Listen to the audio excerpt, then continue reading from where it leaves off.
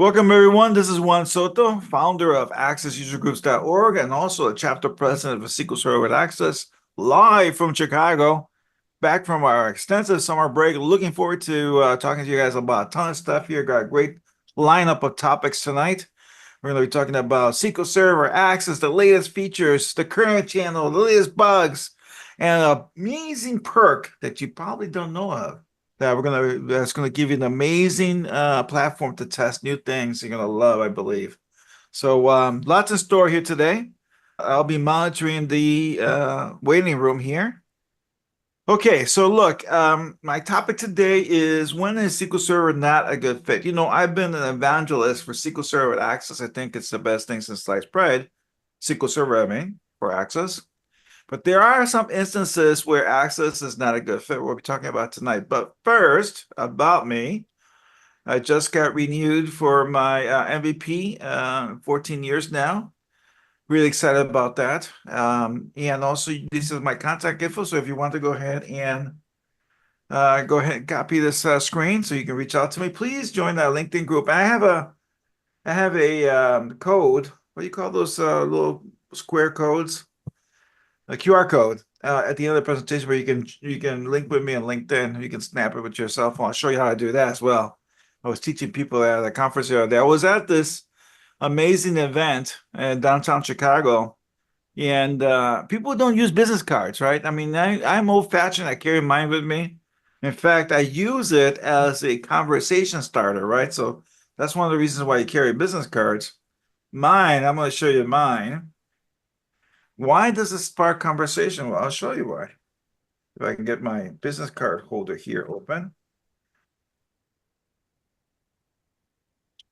And, you know, it affords you the ability to be able to start a conversation with somebody at events. And this darn thing is not opening. There we go. All right.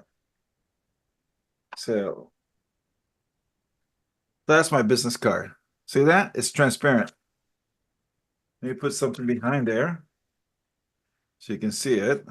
All right. There you go. See? When I hand this to somebody, right? If you look at my camera feed, now you'll see it. That's better. See, it's transparent. It's a conversation piece. I'm gonna put something behind it so you can see it better. Okay. Now you see. How did you get it? There you go. So it's a conversation piece. You hand it to somebody, and I guess the conversation. I say, hey, we help you help you see through your data problems, right? Yes. And it's a great way to break the ice at these networking events. I was once at a networking event where the IT director for a major bread manufacturing company in the US was there, and he was in the corner. I didn't know who he was. I just approached him and say, hi, I'm Juan Soto. Nice to meet you. This is my first time here. It was the first time for you, right? And it was a good icebreaker. It turns out he's the IT director for this bread manufacturing company. It has two plants, one in Chicago area, the other one in North Carolina. Ended up hiring my firm to do a Power App. So I was really happy about that. Great. Yeah. So let me see here. Let me go ahead and share my screen again. And let's make sure I got the participants showing here. Give me a second. I want to make sure I got I admit everybody. We got 8 people so far. Okay, good. And I want to see the chat. Okay. All right. Yes. It's been quite the summer. In May, we were in Spain. Sarah and I were in Spain at the Access User Group Spain chapter annual meeting. Usually they hold it in Madrid, but this time they held it in Valencia at an all-inclusive hotel. Oh my gosh, the location was amazing. It was a little chilly at night. I mean, the day was nice and warm. And Juanjo Luna, he is an amazing chapter president. He organizes this event, created a website for it. We had everyone got a shirt. I sponsored a shirt. And there was lots of raffle prizes. He even raffled a whole ham.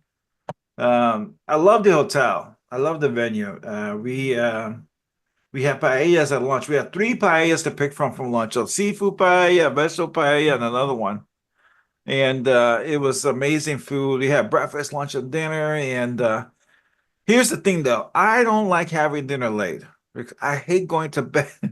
I hate going to bed late with my food in my stomach, right? It just causes all kinds of issues with me. And dinner starts at 7:30. All right. So I'm like, oh my gosh, usually by 7:30, I've already had dinner an hour and a half ago. But yeah, it was an amazing event. It's all in Spanish, but we would love to see you there next year if you want to join us. We have some people who are thinking about going, some MVPs. Some people from Microsoft hopefully will go next year. So every year is getting bigger. And next year, we're reserving the entire 83 room hotel for the event. So we already have close to 75 registrations. So I think we'll be able to take over the whole hotel for the 3 days. And it's going to be amazing. So eventosdedatos.com. Keep an eye on that space for me, if you will. George, how's your Spanish? Me defiendo. You understand it? You can communicate? Sí, ya. Otra cerveza, por favor. All right. ¿Y dónde está el baño? I also had a chance to visit the UK and be able to visit all these wonderful properties in the UK, countries in the UK. They're countries. I learned that while I was there. The UK is composed of these countries. And we had a great time, Sarah and I. And after that, we went to the Olympics. So great experience at the Olympics. Let me tell you something though. I love the Olympics. Like I'll sit there and watch hours and hours of events. It's one of my favorite sports events. But if you're thinking, if you love seeing the Olympics, you're not going to go see a lot of the Olympics when you go to the Olympics because the tickets are very expensive.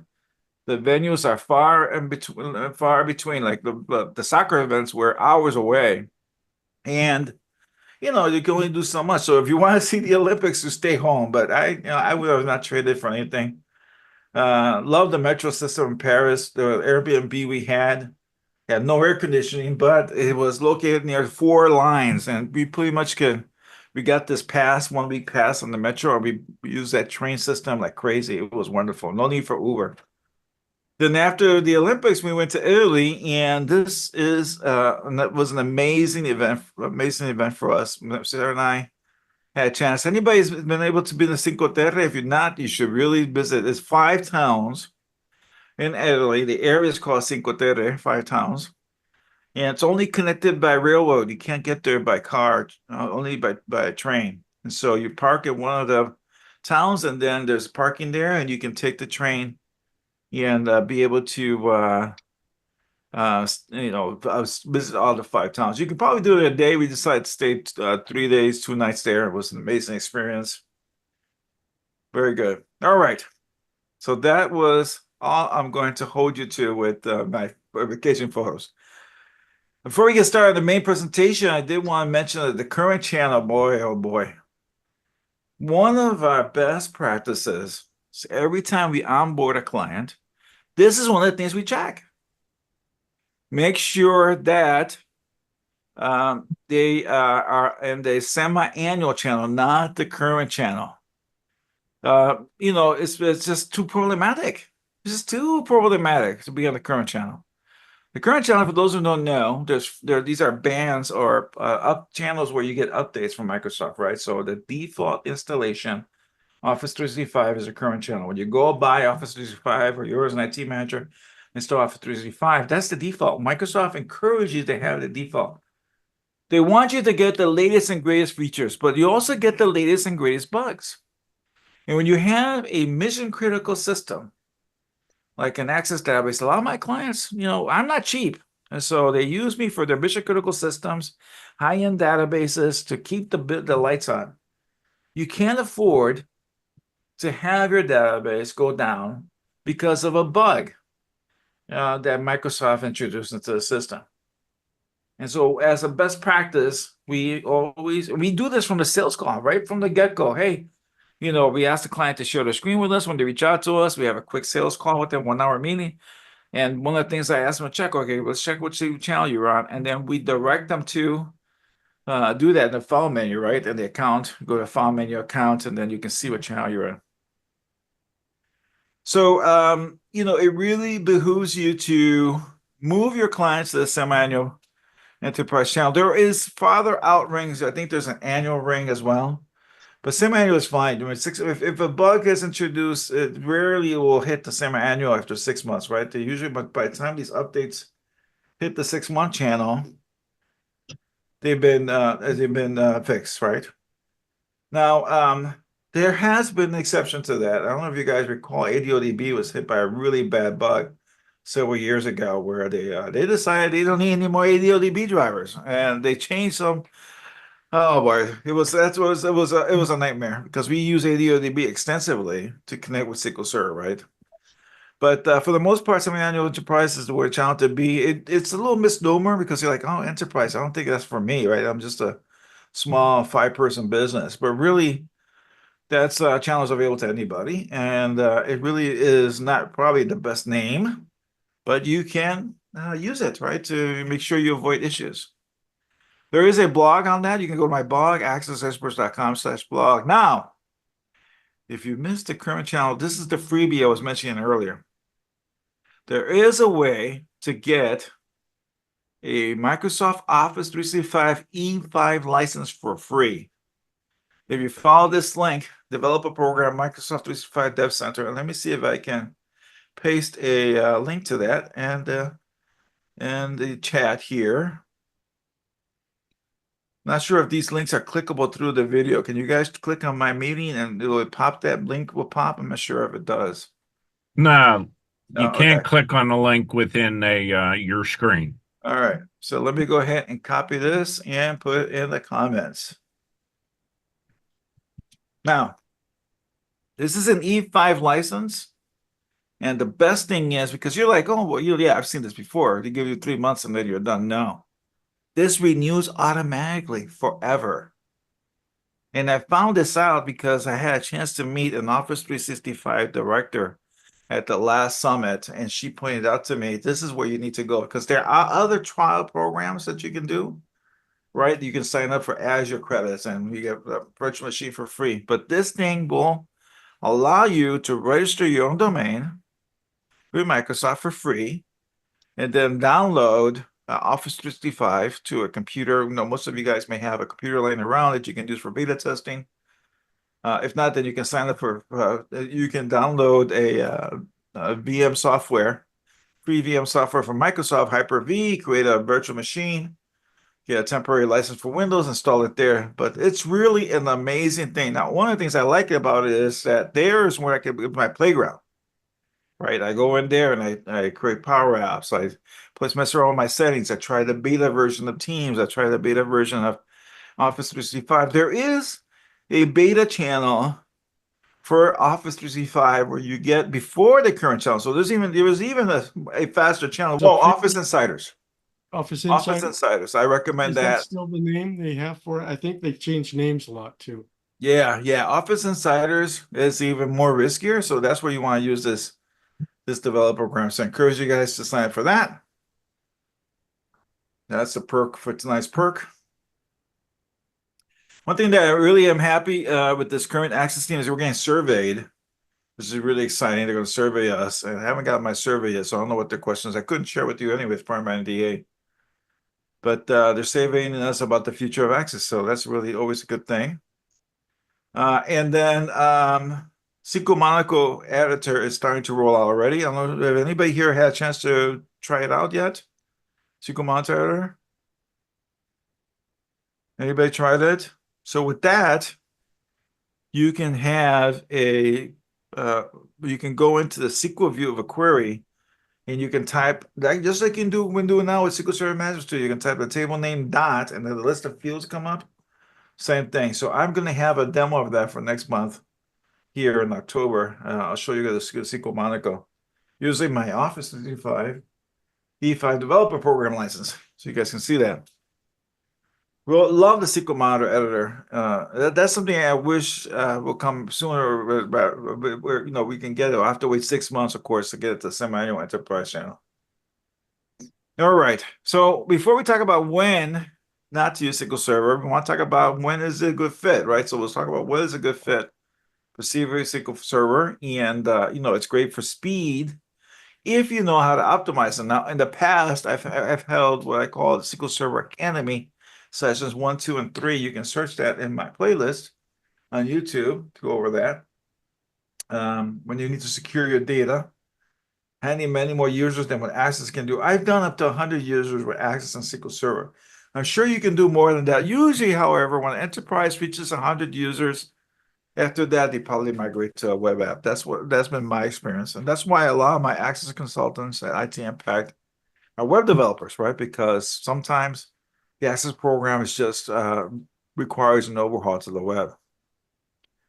And then we call it web enabling access. And what that means is we move your data to the cloud. You're still using access. The data is moved to the cloud, and now you can use it anywhere, right? As long as you have a cloud connection. It's just cloud would be, of course, either a SQL Server service or a virtual machine running SQL Server, or in my case, we have a managed instance where we offer hosting to clients, and we have a hosting package you can take advantage if you like. You can migrate your clients to our hosting service. I mean, we can talk about that offline. But we host a lot of our clients' data in our managed instance, and it's failed over to another data center, right? So that was another one I got bit. I had a data center fail on me a couple years back, and my clients who were hosting all their data with me all got affected, and I told myself never again. So we set up a complex infrastructure in Azure with a SQL with a listener and to direct traffic from one data center to the other fails, and we haven't been able to test it. We have not been able to test it because obviously we're not going to bring down a data center to test it. But we have the infrastructure in place, and Ben Cloutier, who is a noted book author and architect at our firm, that's his official title, set it all up. He did an amazing job. Some of the misconceptions you're going to have with SQL Server, this is easy. I'm going to upload the data to SQL Server and link the tables back. I'm done. And I've had developers I've interviewed, right? And I'm not interviewing now because I don't need new employees, but I've had developers tell me, who interviewed for a position as senior access consultant here, that they know SQL Server. I say, oh, you know SQL Server? Sure, absolutely. And what they do is they only link. They don't know how to create stored procedures. They don't know how to create views. They don't know how to optimize plans, right? Execution plans. And so, and that works. I'm not saying it doesn't work, especially when the SQL Server is on the local network, right? It will work. But once you move that data to the cloud, now the users are going to impact it. I know the users are going to get impacted unless it's a very super simple access database with a few tables, a few hundred rows, which is usually not the case with us. It's going to get, performance is going to be lousy. It just is. And, I've had a client that we finished the project. It took us a year. We just finished it this year. We started last year, where they had multiple front ends to SQL Server, probably, I believe, 16 front ends. Yeah, they all needed to be migrated to the latest version of Office 365. They weren't using the right ODBC driver, and the developer, God bless him, he did what he could, but he just didn't know the techniques and how to optimize. So after he finished the project, he became quite the expert. I threw a little joke in there. Once you do this, you can tackle world hunger. But basically, you do need to put some work into it, some muscle. I get this question, from a client: which version of SQL Server? The version you have. You're going from an Access backend to a SQL Server backend. That's like, to me, it's like going from a bicycle to a car. There's just no comparison, right? You're going from a database that was not designed to be client server, server, right? Technology. It's a file-based database system. There is no central database engine, if you will. All the computations, when you have an Access backend with an Access front end, all the computations occur on your PC. All the traffic is managed by your PC, and then somehow it coordinates with other people on the network when there's multiple transactions being posted to that backend file. You're going from that to a technology platform that's optimized for a relational database engine to handle hundreds or even thousands of users and millions of transactions, right? So there's really no comparison. So when somebody tells me, hey, all we have is SQL Server 2018, fine. What else? But no, should we upgrade? No. If you don't think if you're if you're not thinking about upgrade to SQL Server 2024, I don't know what's the latest version of SQL Server is. I think it's 2019 is the latest one. If you're on 2017, stay on 2017. No need to rush to upgrade the server. Now, I've had instances of customers who were on SQL Server 2003, and I must admit that was a stretch, right? For some reason, they just never got around to upgrading to a more recent Access SQL Server version. So I have to help them with that. And the beta version, it has a US SQL Server, and we test that before we roll out, right? Something that you want to have is some command knowledge of SQL Server Management Studio, which probably is just a real joy. I mean, a lot of people are intimidated about taking this next step, right? They're great Access developers, wonderful Access developers, but they just see this next step as a plateau and that's a barrier, right? It's hard to get. And I'm telling you right now, you're going to love the journey. You're going to love learning about these tools and taking advantage of them. We will optimize your Access database and help your clients out. I believe these are older drivers. There is, I believe, a version 18 now of OLDBC driver and LoadDB. It should be OLDB, not the version 19 is already out there. And then using SQL Server Migration Assistant is just a joy to be able to upload, create the database. The latest version allows you to create an Azure database on the fly. So a client needs to grant you access to the Azure subscription so you can create their database in the cloud. Once they grant you that access, then you can launch SQL Server Migration Assistant, connect with your account to Azure, and it will actually create that access, the Azure database for you as it uploads the tables and the data, right? So SQL Server Migration Assistant does both. It creates the database, it does three things. Creates the database, creates the tables, and uploads your data, right? Just a wonderful tool. I like using it. I know some people, Ben, again, my architect of my firm, he does not appreciate as much. I like it a lot. Every time I've had a need to upload to Azure, I use SSMA, and it's worked great for me. And some people have some issues with that, but I think it's highly recommended. Before we talk about Express, I just wanted to say, well, let me hold off on this thought. I'm going to talk about ADP in a second. I can count on both my hands the number of people who had to upgrade from a SQL Server Express to a higher version of SQL Server Standard, right? So the levels are SQL Server is you got the free version, SQL Server Express, then you got Standard Edition, and then you got Enterprise Edition, right? And let's face it, if they're calling me to upgrade their access to a SQL Server, it's not a big database. For sure, it's not more than 2 gigabytes because Access has that limitation where you can only have 2 gigabyte up to 2 gigabyte file. And as you approach that 2 gigabyte limit, it does not behave well. So if you're already close to 2 gigabytes and you notice instability issues, that's because it just can't handle it for whatever reason, right? It's a built-in limiter. But What you can do is you just have multiple databases, each of them less than 2 gigs. You can have multiple backends. That's correct. That's correct. You can have multiple backends. Do that. So you're going from the bicycle to the car, and SQL Server Express, like you may have, for example, let's say you have backends 100 megabytes in size. Once you upload that SQL Server, it'll probably shrink to around 50 megabytes because SQL Server is highly optimized for data storage. It has to be. It's designed to handle millions upon millions of records, right?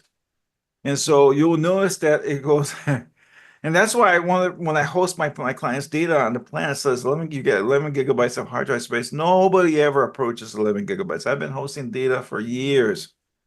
Again, because these are small departmental databases. We're not talking about the Amazons of the world, right? We have millions of transactions every hour. And so Express is a valid option for you to use and recommend for your clients. It's free. The only drawback is you need to get a tool to back it up, right? And I always recommend SQL Backup and FTP You can look it up. SQL Backup FTP is an amazing tool. It allows you to back up the data to Dropbox, OneDrive. It's just, and I actually get a little referral fee every time somebody clicks on a link in my blog for that. Adolf Dupree wants to know, how do you update the ODBC driver they aren't running the latest? That's a great question, Adolf. And so what you want to do is, Adolf, what you want to do there is you want to install the ODBC drivers. There is no harm to installing the ODG drivers that will have a higher version to the ones they have on the machine. So if they're using, usually I still run this to this day, they're using the original SQL Server driver that comes from Windows. And when I look at that, I go like this, because even Microsoft tells you, don't use the SQL Server driver that comes with Windows, that they still ship to this day. Windows 11 comes with that driver. I guess they do it for backwards compatibility. But that driver will not work with Azure. It does not work with the latest version of SQL Server. And so what you do when you roll out these ODBC drivers is you get the IT department to download from Microsoft.com. That way they see it's from Microsoft, not from you, right? Allay their fears, and then they're installing them throughout all the PCs. So you can do that weeks before you roll out the upgrade, right? So before you give them a beta version that does use the latest drivers, when you're linking the table SQL Server, you have them install these two drivers on every workstation, and you can install them anytime you want, and you can have multiple versions of it. So if they're using the older version of SQL Server driver, like ODBC 16 or something like that, we recommend 18, go ahead and do that and put that on there, and it'll be both there. The key here is when you hand them a front end during the beta testing or in production rollout, you're going to hand them a front end with table links already using those optimized ODBC drivers, right? Because ODBC, as you know, is used by DAO to make those links. So regardless if it's DSN-less or not DSN-less, you want to be able to hand them a file and not have issues with the driver not running.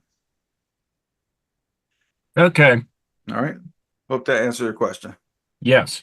Now, I do want to make a mention about ADP. I don't know if you, just last week, excuse me, I had a factory in Texas that I submitted a huge quote for. They're using ADP. ADP, as you know, was shipped with Office 2003 or Access 2003. And they pretty much ran the gauntlet on that because, they want to use Office 365 now, they can't, and they want to use 64-bit, and they can't.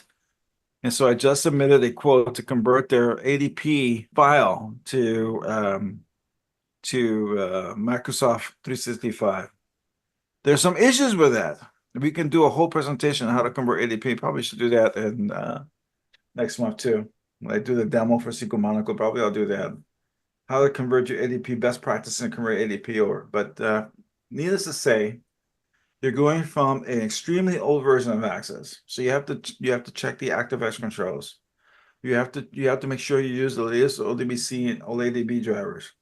You have to swap out, in some cases, the data source for the form, because one of the things, and I loved ADP. I was late to the game. George Hepworth, who's on this call, he's an Access MVP, probably remembers it better than I did, because I was not a big fan at first, but then I became a fan, and then they discontinued technology. But what it is, it allows you to connect Access Direct to SQL Server. And so there was no need for ODBC drivers or OLADB drivers. And you can actually bind forms and queries to store procedures, something you cannot do right now with Access. You have to do it through a pass-through query. And what happens when you bind a pass-through query to a form? Can anybody tell me what's the number one drawback to that? When you bind a pass-through query to a form? Anybody know? What's the number one issue? It's read-only. You cannot change the data. You can do it. Nobody's going to stop you. Pass-through queries, by definition, are not editable queries, right? They're not editable data. Why? Because it connects to SQL Server. It sends a SQL statement to SQL Server, downloads the data, and then it disconnects from the server, and there's no way to upload it. Now, I've seen people use code to bind their forms to SQL Server, download the data, and then they disconnect from the pass-through query, have people change the data, and then that post the data back into SQL Server. That's just too much work. When I see stuff like that, I always raise a red flag, right? Because you're bypassing the native medium in Microsoft Access. What is the nature of Microsoft Access? The nature of Microsoft Access is to store data, allow for changes to records, allow for create new records. When you modify the default behavior of Access, you're asking for trouble and you're requiring a lot more work. I remember this company in Hawaii. I don't know if they're still around, but they had this product in Ohio, based in Ohio or Hawaii. They were from Hawaii. They had this product used in the insurance industry, built in Access. It was a monster of a database used by one of my insurance company clients. And that's how they worked. They did it. They had this whole framework that they designed over the years. It was probably 900,000 lines of code in that database. Just a monster of a database. And it really is a challenge, because when you bypass the default behavior, right, when you go behind the curtain and start tweaking things in the engine, that's when you're going to run into trouble. You're going to choose those squirt bugs. You have to take care of them yourself, right? I just trust that. Like, so for example, there's two camps in the Access community. There's the camp that says, let's do this with disconnected record sets, right? And temporary tables in that front end, and then upload. And then there's the other one, which is my camp, which is I use table links and I connect directly to SQL Server. And I learned over the years how to fix issues and optimize the relationship between Access and SQL Server. But before you embark on this road, so the whole purpose of this slide is, before you embark on this road, is you want to fix the problems in Access first, because if you have any slowness issues, they will just get worse in SQL Server. Another issue you're going to come across is Access will allow you to have tables with no primary keys or secondary keys. You can still edit data, add data. Does SQL Server allow for you to change data? Does SQL Server allow you to have tables with no primary keys? Yes. SQL Server will allow you to have a table with no primary keys. When you link that table to Access, however, it's going to be read-only. Not because of SQL Server, but because Access needs that query, that key, in order to edit your data.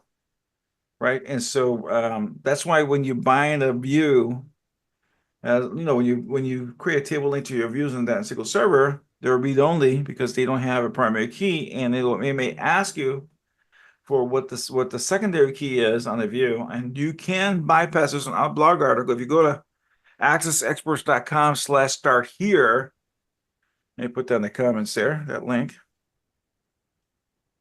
Let's see, I want everyone in the meeting. Access Experts. There is a blog post.com/start here that talks about how to use views and be able to make it edit, right? You basically create a primary key and access using code DDL command. All right, this leads me to my next slide. Is the topic of this presentation: when is it not a good fit?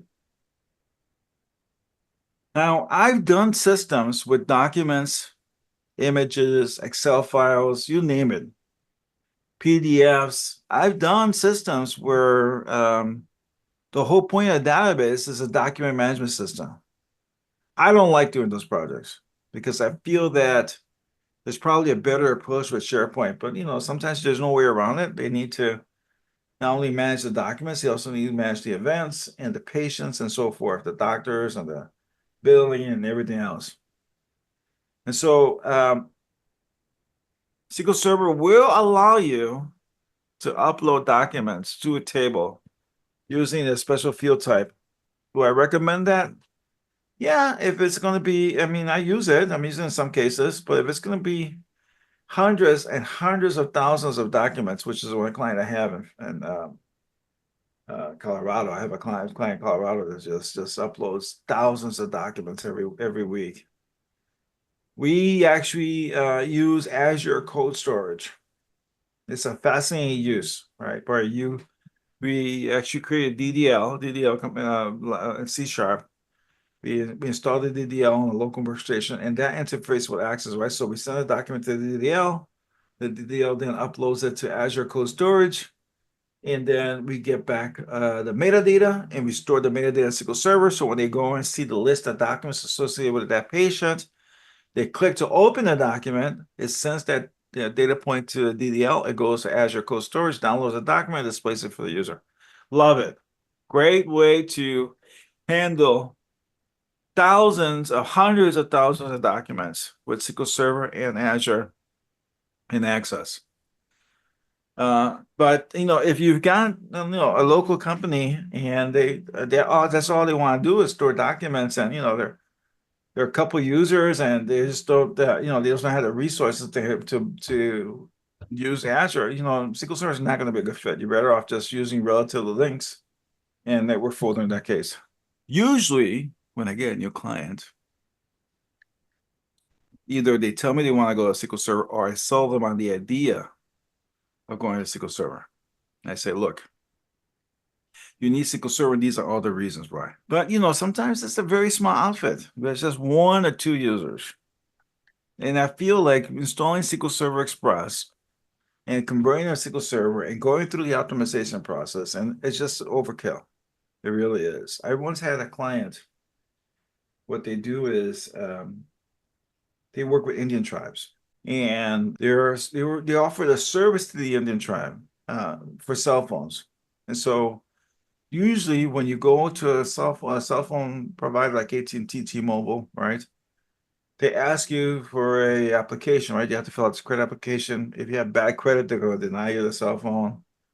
Then a lot of it, you end up buying a burner, right? If you do that. But in this case, what it is, this client of mine, they're the ones that open the account with AT&T, T-Mobile, and they pay AT&T, T-Mobile, and then these tribe members pay them.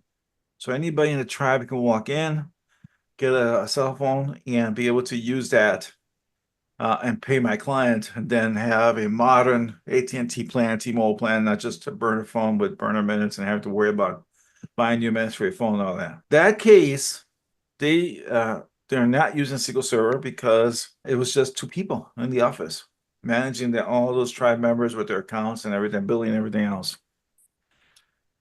The other thing is sometimes they want to store stuff that's not relational. Can you anybody think of any non-relational data? Anybody have an example of that? I have a few examples I want to share, but before I share my example, I want to ask you guys. You guys can think of any non-relational data is where the hip bone is not connected to the, you have for example, an example of a relational database is you have an order, and you have an order header table and order details table, right? You link them through the order ID. Can you give me an example of non-relational data? Blob data, right, is not relational. Metadata, not relational, right? When you have a object that has all this metadata in it, right? It's not relational because it's not, by definition, it's just not structured data like you have with the order details. There's not not too many other examples of non-relational data I can come up with other than the blob data and disconnected data that's not connected to any other thing. And so I tell people is, you go to the war with the hammer you have. I tell my consultants, hey, they come back to me and says, hey, they're not able to run SQL Server Express. Why? Because IT says they are not allowed to install SQL Server. They're just locked down, right? That's another case.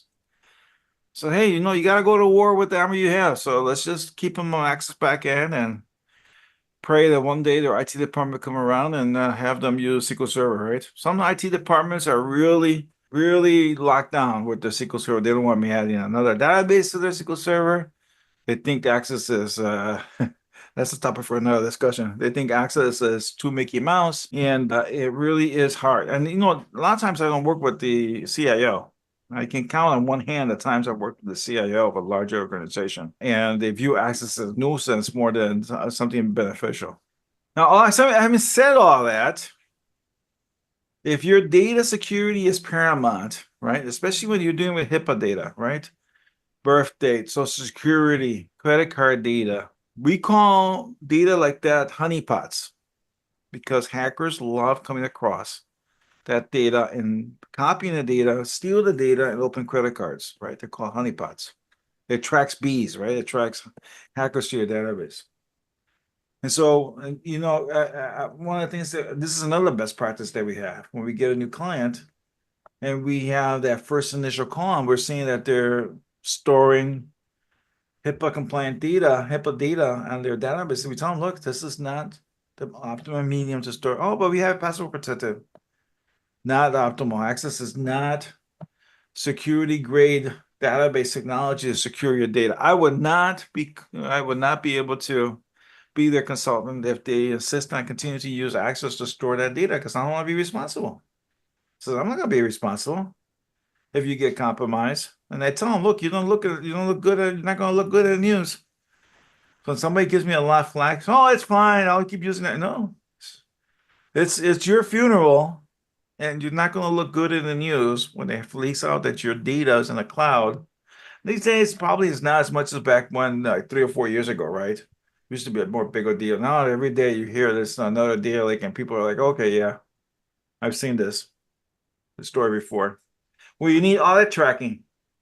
Now, can anybody tell me what version of SQL Server automatically includes audit tracking? Does anybody know this trivia question? Which version of SQL Server automatically includes audit tracking, so you can see which users open which records? None of them. Which one? None. Zero. Zip. Zilch. Zilch. All right. Does anybody agree with that? There is no SQL Server version that does include audit tracking. Anybody agree with that? Automatically or Yeah, that includes as a feature. Like you could leverage audit tracking when you buy that license SQL Server. It's not SQL Server Express. So you have two other versions, Standard and Enterprise. So Enterprise does include audit tracking. And now you may not know this because you're dealing with small clients. You're never going to buy Enterprise. It's just very expensive, right? $20,000. But if you need audit tracking, you need it, And so what I do is, usually what I do is I have code and methodologies already in place to do audit tracking with SQL Server, right? So they don't have to buy Enterprise Edition. But sometimes that's required. VPN is another big one. You may have 1 or 2 users, but especially during COVID, during pandemic, they needed to work from home. And so they were using VPN, and obviously, I've seen people work with VPN access. I'm not saying it does not work, but it's a terrible experience. The times I've used it, or the times I've had clients call me, hey, we use Access VPN, it's really slow. Yeah, we're talking about minutes. You click to open the form, and we're waiting there for minutes, and they do that. I just got back from Phoenix, Arizona, for a new customer I just signed up. They use Access with VPN, and it was a super simple database too. It's like one table, and it's funny because they tell me, when I go work from home, it takes minutes to bring up the data. Yeah, because Access does not work over VPN well. So SQL Server changes that dynamic, right? Where you keep the front end on the workstation at home. Maybe it's a laptop the company gave you, or maybe it's your workstation at home. You're still using the front end locally, right? I'm not talking about launching the front end over VPN. That's still going to be slow. But rather, you have a copy of the front end, you connect via VPN, then you launch the front end. It'll see that SQL Server on the network, because that's the whole point of VPN, right? Have your workstation become part of the network, a corporate network, and you'll be able to work it fine. It's like, having the cloud. Same thing, the same concept as when we move their data to the cloud, and we optimize their front end to work with the cloud. And when you need integration with web apps, Power Apps, they want to do Power Apps, they want to do web apps. They want to share the data so clients can log into their website and be able to log into a portal, right? So, there are exceptions to when you don't use SQL Server. All right, let's open it up to any questions. You guys have any questions, comments? This is the QR code. You can click this with I was going to show you guys something. How to use, I was at a networking event, and I was using my cell phone to connect with people, even though I have my business card. So I'm gonna wait a few seconds here. If you want to take a screenshot of this. Oh, Expertos Microsoft Access.com. I use a copy of a Spanish presentation. That's my Spanish version of our website, Expertos Microsoft Access, which you're welcome to go to if you want to see it. All right, so let me stop sharing, and let me bring over the video. All right, so I want everybody to take your cell phone, and launch the LinkedIn app. So you're at a networking event, And most everybody has LinkedIn these days on their cell phone. So you're gonna open your cell phone, bring up LinkedIn. All right. And then at the top of the LinkedIn bar, there's a search bar. So you're gonna click on the search bar. All right, so you're gonna click on this search bar here at the top. And then at the very corner, there is a QR code symbol. You see that? QR code symbol? You're gonna click on that. And when you do, you're gonna see this. So you can actually, there's two things. You can show a QR code, you can scan, you can click on the scan. So if you want, go ahead and click on scan and scan, see if anybody there can scan my QR code to connect with me on LinkedIn. You guys want to try that?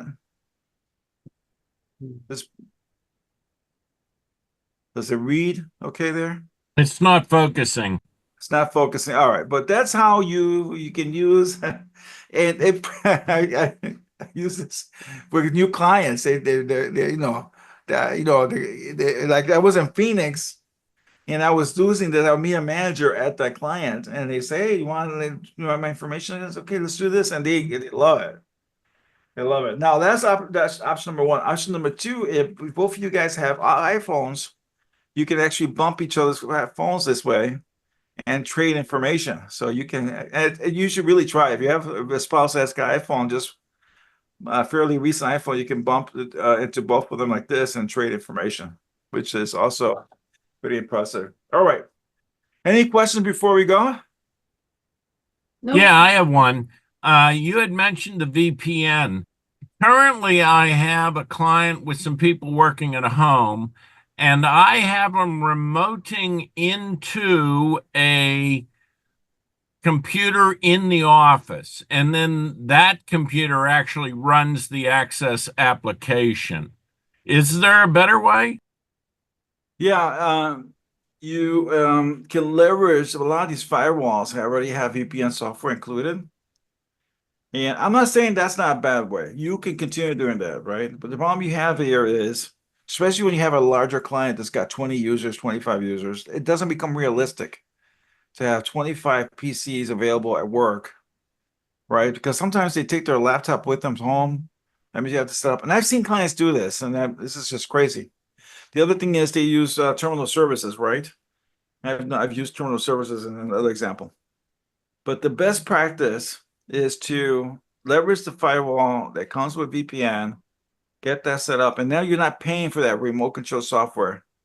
So you don't have to pay for go to my PC and log me in, right? And it's much more convenient, right? They connect via VPN to the work and they launch the Access database. If the backend is in SQL Server, is that backend in SQL Server or is it an Access backend? It is an Access backend. All right, so and you they continue do doing have that. the person connect with a VPN, Huh? and then they just use remote desktop to go to the computer Yeah. in the office. Yeah, that's fine. Yeah, because it's Access backend, there's no way around it. So you have to keep doing that. I have a client who does that too. I use I recommended Splashtop, and I can still recommend it. What's amazing, it's very cheap, and they have outstanding customer service. Nice. Nice. Splashtop. Should I put it in the chat box?